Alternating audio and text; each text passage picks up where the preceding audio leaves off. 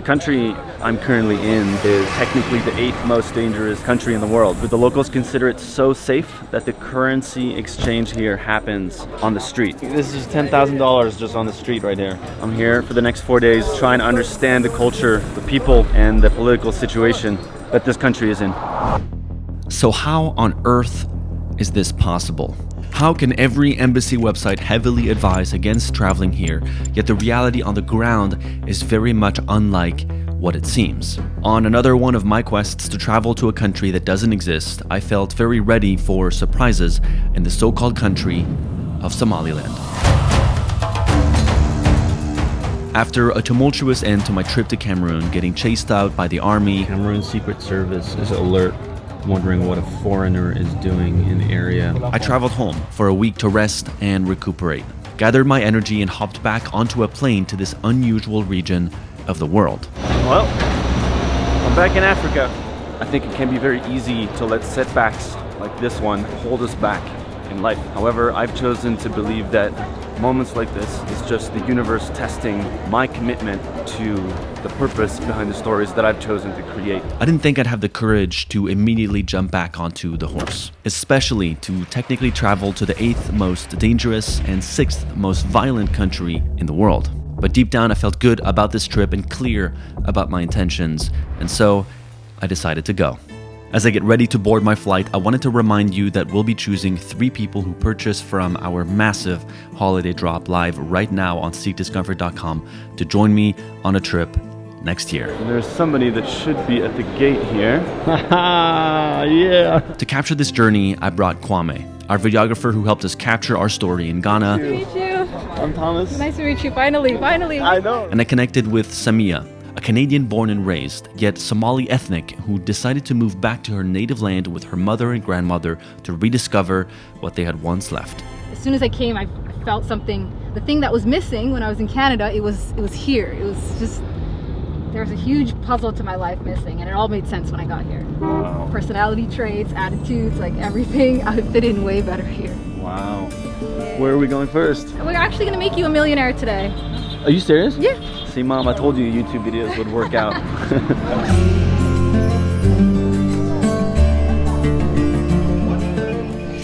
As a cash-only nation, where the locals pay either by directly texting each other money or through hard cash, we needed to get some currency for our trip, and the trust displayed before my eyes blew me away. So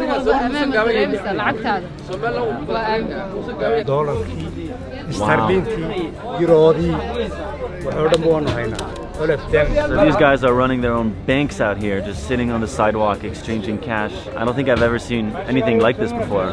Damn, he's just carrying thousands of dollars here. Thank you. Okay. See you again. Yes. So 150 euros is 1,475,000. The currency exchange market, it's just one of the oldest, most beautiful traditions and display of honesty in our country. People go to prayer, leave their money there, and they come back and the money's still there. Again, because it's 100% Muslim nation, like the level of honesty is so instilled in our people. It's also like they're going to prayer, you know, like almost God is watching their money too, right? Like they're going to pray. A lot of people coming up on the street, curious. Yeah. How are you? Nice to meet you. What's your name? Muse. Muse. I'm Thomas. Thomas. I am Thomas. Now you got shy. As I honestly felt safe walking the streets with some curious locals coming up to say hello and making us feel welcomed, I was honestly surprised. Did you feel when you moved here did you have any concerns about safety or any of that? Like, did you feel good moving here? Oh yeah. Because I actually had to like unlearn a lot of my ideas safety precautions because I was traveling so much in Africa and I'm so used to clutching to my bag, and here it was like, no, just feel free and know that someone will bring you your phone when it goes missing. The rest of Somalia is not the same. Totally right? different ball games. Like there's other places where you have to have a bulletproof car as a foreigner, whereas we're just walking around like this. And there's just a bunch of cash. You'll soon understand why and how Somaliland has become different from Somalia, a country that indeed would not be safe for me to walk around unsupervised with our big cameras on the streets like we are right now. They're on a photo shoot. Yeah, TikTok crew. TikTok crew. Can I get your number? Yeah, okay. Yes. Yeah, exactly. Nice to meet you guys. Nice to meet you. But being technically in the Somali region, I was expecting to feel more like I did in Afghanistan, where there was always a slight undertone of tension while walking the streets. The only reminder here of where we are is that to leave the city borders, we'd need an escort. Oh, nice to meet you. How are you? Wow, look at you. You've got a whole thing. I don't think I've had an army escort on a trip before. Only because we're headed outside the city, so any border crossings you have to have an officer with you. Okay, so where are we heading now? Going to a camel milk farm. We had camel milk. You have a sneaky smile on your face. I'm scared now. I think we should give some Kwame. You can be the guinea pig. So you're also lactose intolerant? Mm-hmm. So we're on the same boat here. Yeah. Okay. And we're sharing a hotel room, so. And luckily there are 2 bathrooms. He's just roaming? Yeah. Whose camel is this? Wow, you can smell it. We can smell the camels. Hello, any camels home? Oh my God, there are so many camels.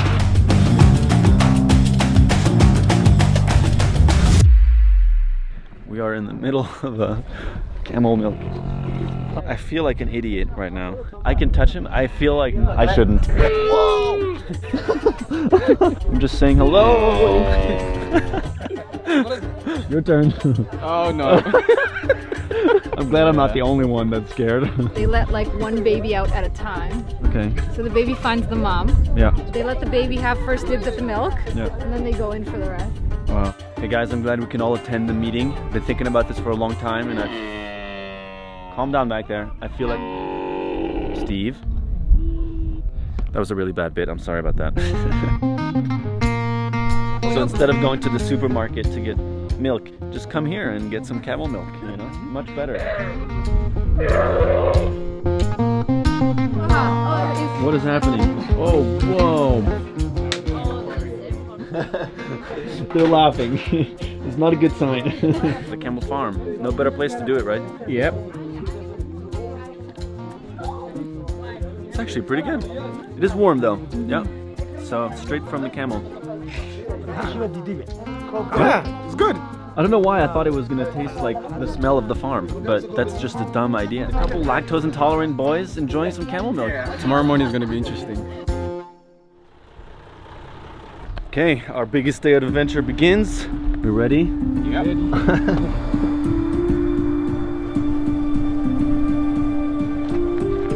Where are we walking up to right now? We're headed up to the ancient caves, La Scale. Okay. So you'll find some of the most ancient paintings to prove that civilization was here 5,000 to 7,000 years ago. Whoa. It's one of the oldest findings in all of Africa. Is this the tallest mountain you've ever climbed? The only mountain I've climbed. Welcome to the spectacular site of La Scale, a collection of about 30 incredible caves, 12 of which have a significant amount of paintings that have miraculously survived the test of time. How is this here?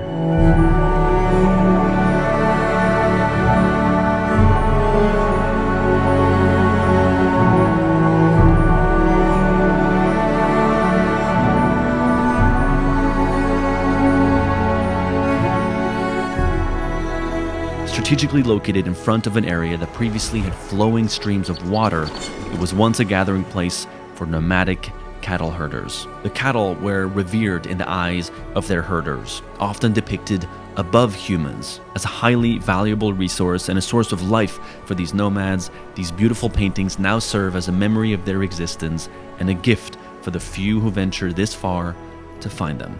More scarcely depicted, we can also find giraffes, a sign that this area was likely much greener a long time ago. The colors of the rock, like to choose this spot to do the paint. Like the location itself is very thoughtful. He actually said this is the conference hall. Oh. They would gather in one spot to have serious discussions. This is the area.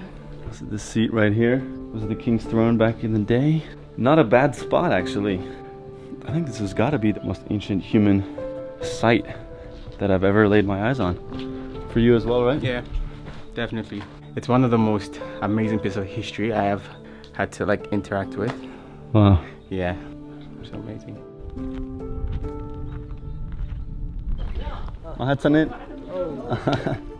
To understand why Somaliland became a country that doesn't exist, we were immensely lucky to sit down with Dr. Edna Adan, one of the most significant and important personalities in Somaliland. First of all, Dr. I'm so honored to be sitting down with you. It's a pleasure. Yeah, I feel... You came very highly recommended. Oh, that's great. As a nurse, midwife, and activist, she was the first female foreign minister of Somaliland, and previously served as Somaliland's Minister of Family Welfare and Social Development. She is the director and founder of the Edna Adan Maternity Hospital we're currently in.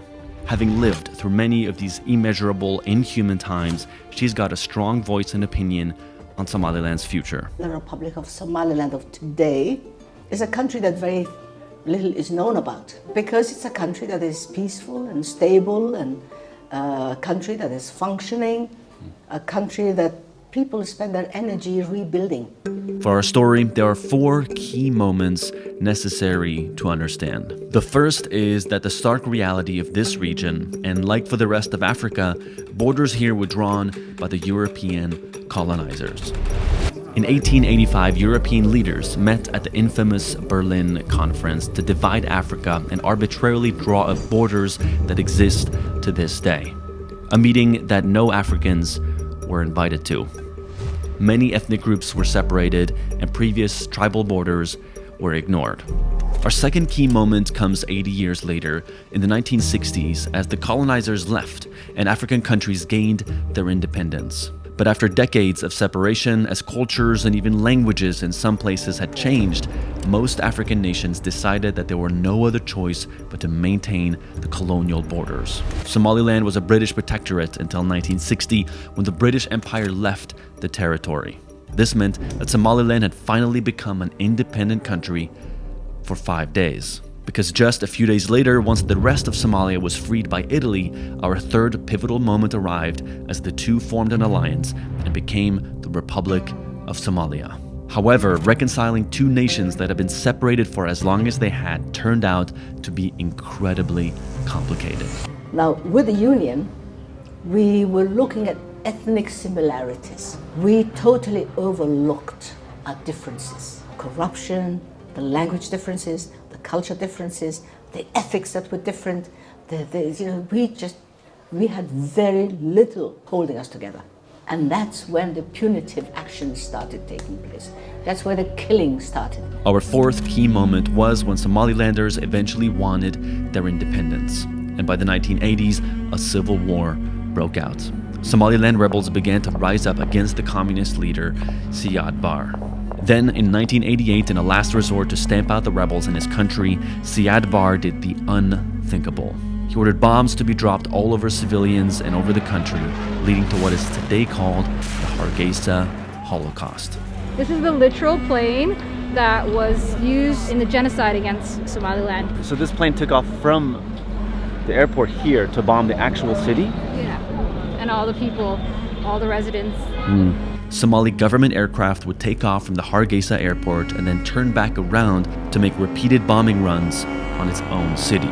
By the time the bombing was over 90% of the city of Hargeisa was destroyed. The most horrible human atrocities took place against the people of Somaliland. 250,000 of our people got killed. The city of Hargeisa that today has close to 2 million population. I visited it in July 1991, and I'm not someone who cries very easily, but I cried because I had never seen that level of destruction in my life. These are the horrors we lived through. The civil war continued and many fled, but the border of Somaliland that only existed for 5 days was eventually secured by the rebels. The rest of Somalia has remained disputed up to this day, leaving Somaliland separated with their own political leaders, identity, currency, and army, but without their own country. But in spite of all these facts, that Somaliland is not a colony of Somalia, is not a fragment of Somalia. The United Nations that once wrote about those atrocities today allows Somalia to sit in the United Nations seat and to represent Somaliland and itself, when it has absolutely no right to do that. Now the victim is being also told that the aggressor, your assassin, represents you. Somalia represents you. Somalia speaks for you. A lot of these people sitting around here right now too, they lived through it. They lived through the genocide. So it's only 30 years ago, really. Do you feel hopeful being here now? Oh, completely. Yeah, because it's like a nation built by the people, you know, like we built it back up again. So it's so much more, it's like building your own home, right? You're gonna love it so much more. Those who believe in human rights and who believe in justice and who believe in the voices of those who have been dealt an unjust, unfair deal should go back to the drawing board and look at the case of Somaliland and Somalia and give Somalilanders their day in court. I hope that my message will interest the minds of institutions that I created to protect human rights. And thank you for this chance. Thank you. Wow, what an enlightening conversation. So many goosebumps, so many moments where I was like, wow, like, I mean, even for someone who lives in Africa, you really very rarely hear of these things. Thanks for helping me capture that. Thank you for bringing me here. It's an honor. Really. Yeah. Like, We're learning both so much. Yeah. Yeah, we're on the same page. Yeah. And over the next few days, we'd explore all sorts of sides of the country that we had absolutely no idea existed. Wow, Somaliland coast. We are at a typical nomadic settlement. MashaAllah. Soo socodsiin ama halkan iska yara fadhiistaan. Irka iyo dhulka dhexdiisa soo marteen. Ilaahay helin garka. We have arrived in a totally green and lush part of Somaliland. I think the image that I had in my mind was country just mostly in the desert, and then you come and you just get to see that there's always more than you think there is. Where are we right now? We're at the livestock market where there's just camels lined up everywhere. So there's a secret bargaining handshake that they do here. Whoa! We just stumbled into a few men here playing a game of, we call it checkers, some kind of checkers. Do you know how to play this? No. No. No clue. It just looks like they're throwing rocks around. Who won? Came here to play some football with the locals. Oh! Nice to meet you, bro. Nice to meet you. Good brother from another mother. Yeah, my name is Habani. Are you proud to be from Somaliland? Yeah, come on, brother. Oh, sweet I'm home. proud to be Somalilander, yeah. Yeah, that's And I like all the other people, no matter black, no matter white, no matter Muslim, no matter Christian. You all sing. That's So salute. It's a beautiful perspective. One of the hardest parts of some of my trips to Afghanistan and Iraq was elevating women's voices in those places, as filming them spontaneously without permission is often not allowed. So on this trip, with the help of Samiya, we wanted to find some fearless women pushing the envelope forward. I've been here for years and I had no idea there was a girls' basketball court right here. Really? Yeah. Wow. Hi. Salam alaikum. Wa alaikum salam. Nice to I'm meet you. Hafsa. Welcome to Hargeisa. Thank you, thank I know you. you were in good hands with Samiya. Yeah. I didn't even think this was an option for girls. Like traditionally, culturally, girls are supposed to be at home, you know? For girls to be able to get out and run and have fun like that. It's so nice. What does basketball represent for you personally? Therapy. Yeah. Whenever I feel sad, whenever I feel angry, I just come here. And it's a way to recognize yourself, like recognize what's going on in your body, in your mind, and just doing something. Is it growing as like women and girls playing sports? In the society now, they don't accept it. Truly speaking, they don't like their girls because it's not part of our culture. We said we're not stopping playing. Yeah. So that's why they Wow. accepted it. Wow. It's not easy, but they accepted it. Samiya had told me earlier on the trip that since she arrived in the country, she'd started her own initiative to empower young girls. Girls are likely to be kept at home, but the boys will get sent to school. It rang through my head again and I was like, this isn't right. This ratio needs to be evened out. So if I see a little girl on the street at the time of school, I'll just ask like, where's your mom? You know, like, where do you live? And do a little bit of investigation and I find out that if it's always gonna be a monetary thing why they're not in school. So if we can eliminate that factor and send them to school, that'd be great. You've set up a way for people to donate and help support. Yeah, I reached out on Instagram, told people about it, and I was surprised that there was so many people willing to take the plunge and like help out. So yeah, we have this little community, and right now we have 30 girls in school, and I'm so proud, but I like to see what could happen in the future. Feeling highly inspired by the initiative that Samiya started to help these girls to go to school, we wanted to surprise her with our own support. So on our final day of the trip, we visited Samiya's mother's home to experience an authentic Somaliland breakfast with a surprise. Hi, I'm Thomas. So nice to meet you. Nice to meet you. Traditional Somali breakfast is liver. Wow, that looks delicious.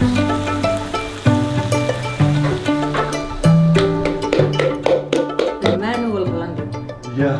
Oh, wow. Thank you so much. You're welcome. This is so kind. Wow, that looks incredible. Somali breakfast. Check. Somali tea. We're doing 3 episodes across 3 different countries in Africa, but all 3 are sponsored by our clothing, Seek Discomfort. Oh wow. I spoke to our team, and we wanted to bring $10,000 to these girls because I just feel, for me, education is like the most powerful thing you can gift anyone. And I was so inspired to hear that you were going out and finding these girls. That's unbelievable, unbelievable. That already lifts my eyes to like a future that I couldn't see past 3 years. Some people cancel after a couple of months, but you can't just abandon this kid that you put into school. So you still have to find funding elsewhere to continue education. So that's where your money gonna come in case someone pull out, in case we increase more students. Yeah. Like all the people who support us, and for us to be able to pass it on, pass it forward, is just like a gift and like a pleasure that I get to have throughout all of this. But wow, financial security in that is like unbelievable. That's huge. That's bigger than breakfast, man. Bigger than breakfast. Thank you for breakfast. Yeah, amazing. Bye, Kwame. Nice to meet you. Yes, come back again. This trip to Somaliland represents everything I seek on my trips. A humbling shift in perspective, friends in a new corner of the world, and a story I hope can open the eyes of those watching. I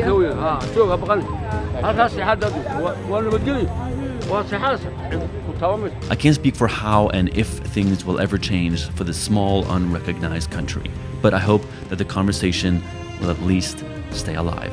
Let's do another trip. Oh, inshallah. Inshallah, that would be great. Amazing. See you. Bye.